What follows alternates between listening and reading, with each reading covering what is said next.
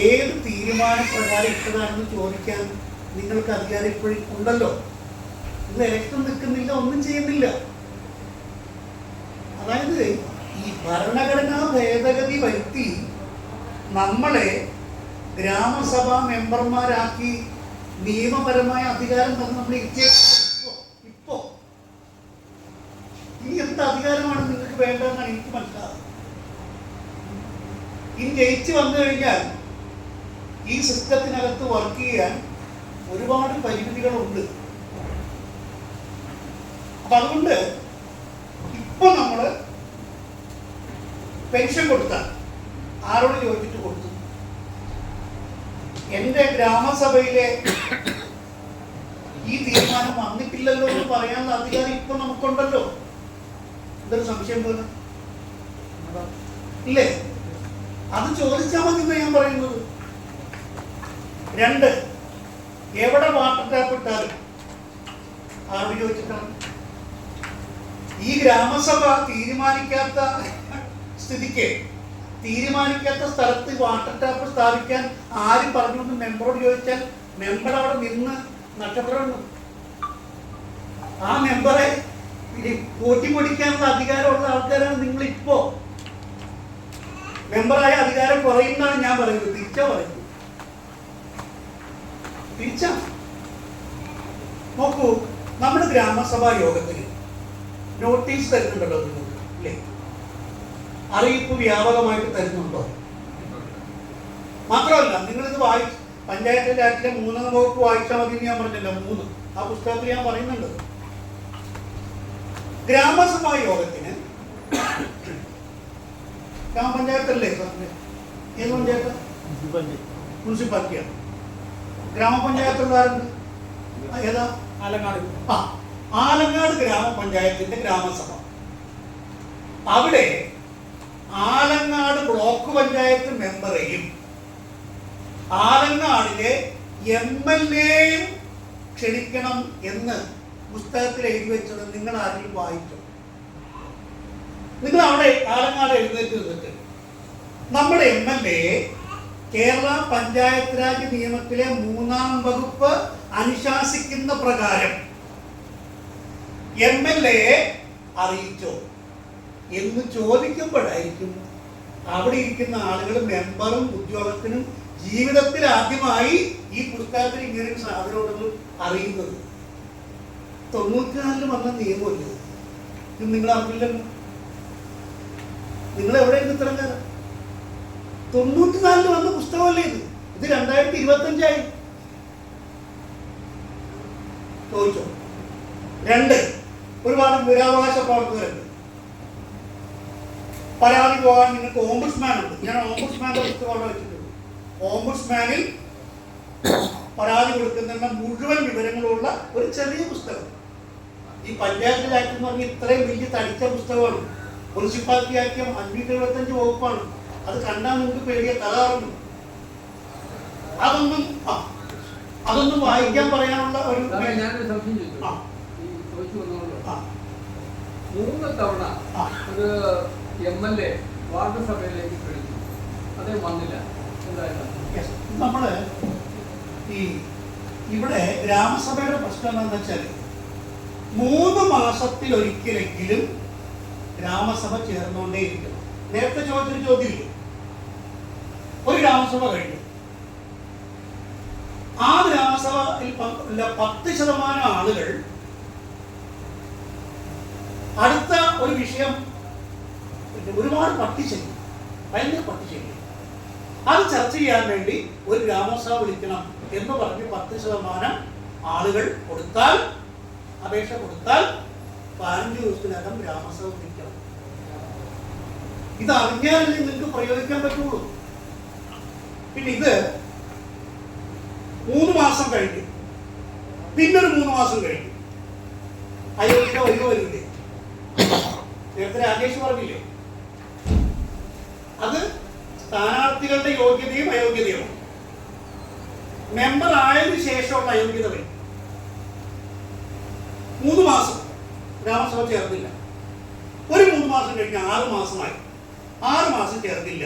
മെമ്പർക്ക് അയോഗ്യത വരുമില്ല.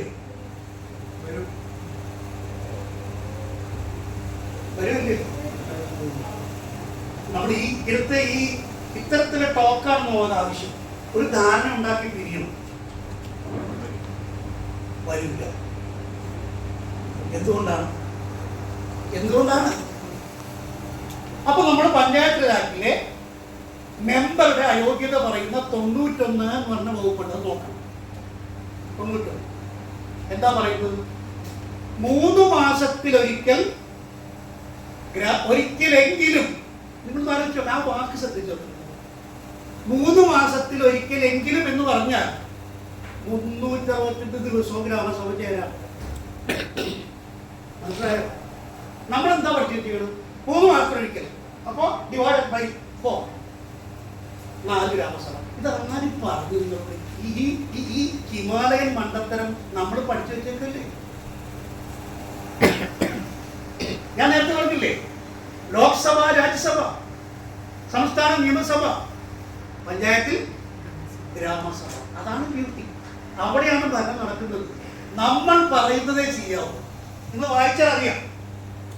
Panchayat clerk ശാന്തവുമായി ഈ പഞ്ചായത്തിൽ ജോലി ചെയ്യാൻ ഇന്ന കാരണങ്ങളാൽ യോഗ്യല്ല എന്ന് പറഞ്ഞാലുണ്ടല്ലോ, ശാന്തവുമാരുടെ പണി പോക്കാം. ഇത് ഇത്രയും പേരിക്കുന്നില്ല. ഈ ശാന്തം സർക്കാർ PSC വഴി നിയമിച്ച ഒരു ഉദ്യോഗസ്ഥയെ രേഖപ്പെടുത്തപ്പെട്ട കാരണത്താൽ പിരിച്ചുവിടാൻ അധികാരം കിട്ടിയ ആൾക്കാരാണ് ഈ എന്നെ നോക്കി പന്തം വിട്ടിരിക്കുന്നത്. നിങ്ങൾ എന്തിനാണ് ഈ കാശ് മുടക്കി പോസ്റ്റർ എഴുതി ജീപ്പ് ഓടിച്ച് മെമ്പറായി നിന്ന് ജയിക്കാൻ പരാക്രമം കാണിക്കുന്നത് എന്തിനാണ് എനിക്കെപ്പോഴും മനസ്സിലാവുന്നത്. അതിന് 10 മടങ്ങ് അധികാരമുള്ള ആൾക്കാരാണ് നിങ്ങൾ ഇപ്പോ. എന്താ പ്രശ്നം? നിങ്ങൾ ഈ 3-ാം വകുപ്പ് വായിച്ചു നോക്കിയിട്ട് ഞാൻ നിങ്ങളോട് 285 വകുപ്പും വായിക്കാൻ പറഞ്ഞില്ലല്ലോ. അത് പറയാനുള്ള അത്ര ദുഷ്ടനൊന്നും അല്ല ഞാൻ. ഒരുപാട് തിരക്കുള്ളവരായതുകൊണ്ട് നിങ്ങളോട് ഞാൻ പറയുന്നു, 285 200 വേണ്ട, 100 വേണ്ട, 150, 10 വേണ്ട, 3 പഞ്ചായത്തിലേക്ക് തുടങ്ങുന്നത് തന്നെ. 1 അതിന്റെ പേര് കേരള പഞ്ചായത്ത് രാജ് എന്ന് പറയുന്നു. 2ാമത്തെ വകുപ്പ് പ്രാബല്യത്തീയതി 94 പ്രാബല്യത്തിൽ വരുന്നു. 3 എന്താണ് ഗ്രാമസഭ. മനസ്സിലായോ? അത്രയ്ക്ക് പ്രധാനം. ഇപ്പൊ ചോദിച്ചു. ഇനി നേരത്തെ ചോദിച്ചൊരു സംശയം, ഓഡിറ്റ് റിപ്പോർട്ട് ഗ്രാമസഭയിൽ വെക്കണോ വേണ്ടയോ?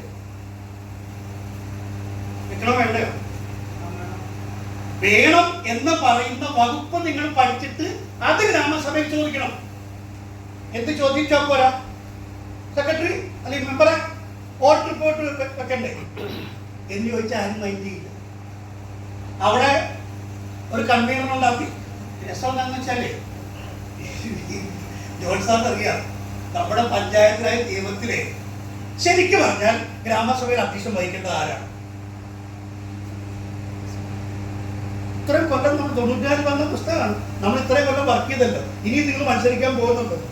ഗ്രാമസഭാ യോഗത്തിൽ അധ്യക്ഷം വഹിക്കേണ്ടത് ആരാണ്? ആരുമില്ല, പഞ്ചായത്ത് മെമ്പർ. അതിപ്പോ ചെയ്യുന്ന തോന്നിയവാസം നിങ്ങൾ പഠിച്ചു വെച്ച മണ്ടത്തരം. അത് എന്നോട് പറയല്ലേ. ഞാൻ പുസ്തകം വായിച്ചവനാണ്, നിങ്ങൾ വായിച്ചിട്ടില്ല. ശരിക്കും വായിച്ചു നോക്ക്. ശരിക്കും പറഞ്ഞാൽ ഈ പുസ്തകം വാങ്ങി വീട്ടിൽ കൊണ്ടുപോയിട്ട് വീട്ടിലെ മെയിൻ സ്വിച്ച് ഓഫ് ചെയ്യണം. അർദ്ധരാത്രി 12 മണിക്ക്. എന്നിട്ട് മെഴുകുതിരി കത്തിച്ച് വെച്ച് ഇത് വായിക്കും. അപ്പോഴാ മനസ്സിലാവും. പകല് വായിച്ചാൽ കുടുംബവിളക്കാണ്. കുടുംബവിളക്ക് അതിന്റെ ശല്യമുണ്ട് അല്ലേ? 1000 മാല ഇട്ടിട്ട് ദാരിദ്ര്യം പറയുന്ന അല്ലേ? പിന്നെ പുരാണത്തിലെ കുചേലിനെ കണ്ടാൽ നമ്മൾ അർത്ഥം കിട്ടുമല്ല. ബോണ്ടിനെ പേടിച്ച് കുചേലിന് വന്ന വരവ് കാണുന്നു. കുചേലൻ എന്നാണ് പേര്, ദാരിദ്ര്യവാസിയാണ്. പക്ഷെ 6 പാക്ക് 7 പാക്ക് കൊണ്ട് നടന്നാണ് അഭിനയിക്കുന്നത് കുചേലിനെ. അപ്പൊ അങ്ങനെ വായിച്ചാൽ നിങ്ങൾക്ക് മനസ്സിലാവും എന്ത്. ആ വാക്ക് ശ്രദ്ധിച്ചോ?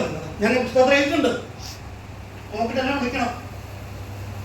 പഞ്ചായത്തിന്റെ പ്രസിഡന്റോ അല്ലെങ്കിൽ വാർഡ് മെമ്പറോ ഇങ്ങനെയാണ്. ആദ്യത്തെ ആളാരാണ് എന്നറിയാം. നിങ്ങൾ മനസ്സിലാക്കേണ്ട കാര്യം ഞാൻ പറഞ്ഞുതരാം. അത് ജോൺ സാറൊക്കെ ടേക്കപ്പ് ചെയ്യേണ്ട കാര്യമാണ്. എന്നറിയാം, 25 വാർഡുണ്ട്. എൻ്റെ വാർഡിൽ മെമ്പർ പ്രസിഡന്റായി. ശ്രദ്ധിച്ച് കേൾക്കണം. നിങ്ങളുടെ ഈ ഇത്തരം സംഘടനകൾ ഒരുപക്ഷെ അഡ്വക്കേറ്റുമാരുണ്ടെങ്കിൽ വലിയ കൊള്ള ഈ നിയമത്തിൽ കിടക്കുന്നുണ്ട്. അങ്ങേയറ്റം ജനാധിപത്യവിരുദ്ധമായ കാര്യം എന്താ പറയുക? ഞാൻ 4-ാം വാർഡാണ്, എൻ്റെ വാർഡിൽ മെമ്പർ പ്രസിഡന്റ്. നോക്കൂ, ഗ്രാമസഭ ചേരുമ്പോൾ 4-ാം വാർഡിൽ എൻ്റെ സങ്കടം പറയാൻ എനിക്ക് ആരെ കിട്ടി അധ്യക്ഷനായിട്ട്? വാർഡ് മെമ്പറെ അല്ല, പിന്നെയോ ആ ആലങ്ങാട് പഞ്ചായത്തിന്റെ പ്രസിഡന്റിനെ തന്നെ കിട്ടി. ഇദ്ദേഹം 5-ാം വാർഡിന്റെ പ്രസിഡന്റ് കൂടിയല്ലേ, 7-ാം വാർഡിന്റെ പ്രസിഡന്റ് അല്ലേ? അല്ലേ? ആ പഞ്ചായത്തിന്റെ പ്രസിഡന്റിനോട് സംവദിക്കാൻ ഒരു വാർഡുകാരനെ പറ്റുന്നുള്ളൂ. 8-ാം വാർഡുകാരന് വെറും പൂജാരി, മറ്റയാൾക്ക് ദൈവം. ദൈവത്തിനോട് പറയേണ്ടത് പൂജാരിയോട് പറഞ്ഞാൽ പറ്റുമോ? നോക്കൂ, ഒരു ജനാധിപത്യ സംവിധാനത്തിൽ എന്റെ വാർഡിലെ ആള് പ്രസിഡന്റ് ആയതുകൊണ്ട് എനിക്ക് പ്രസിഡന്റിനോട് സംസാരിക്കാൻ പറ്റും, മറ്റവർക്ക് പറ്റില്ല. കാര്യം എന്താണ്? അവിടെ വാർഡ് മെമ്പർ അധ്യക്ഷൻ. അതുകൊണ്ടാണ് പ്രസിഡന്റോ ഇനി കൺവീനറായി ഇവർക്കൊന്നും പറ്റിയില്ലെങ്കിൽ അടുത്ത വാർഡിലെ മെമ്പറെ അധ്യക്ഷനാക്കാൻ, കൺവീനറാക്കാൻ പറ്റും. കൺവീനർ അധ്യക്ഷനല്ല, കൺവീനർ ആക്കാൻ പറ്റും.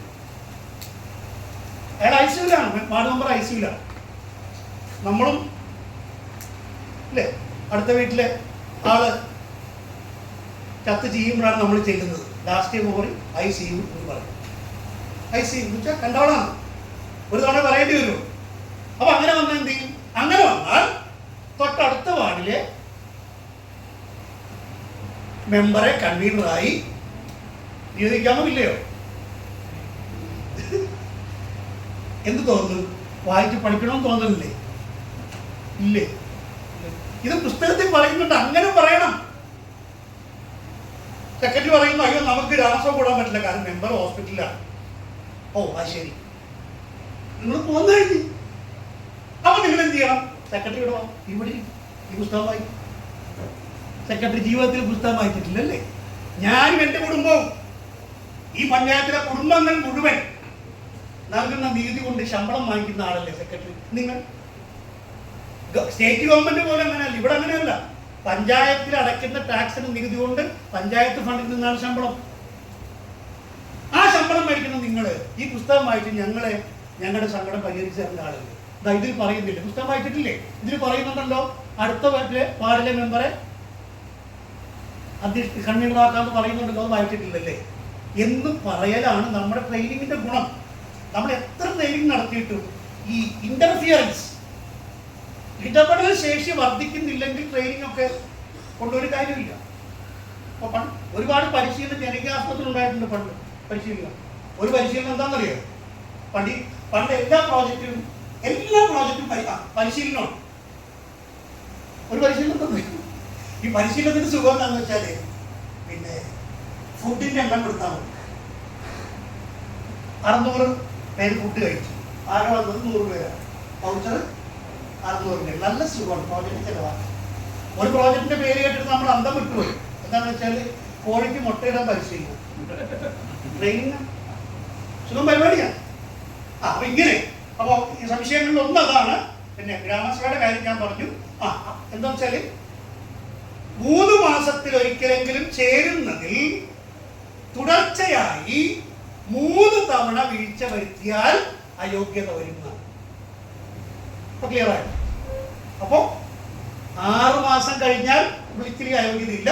ഒരു 3 മാസം കൂടി കഴിഞ്ഞ് 9 മാസം കഴിഞ്ഞാലാണ്. MLA സംബന്ധിച്ച് ഈ പ്രശ്നമില്ല.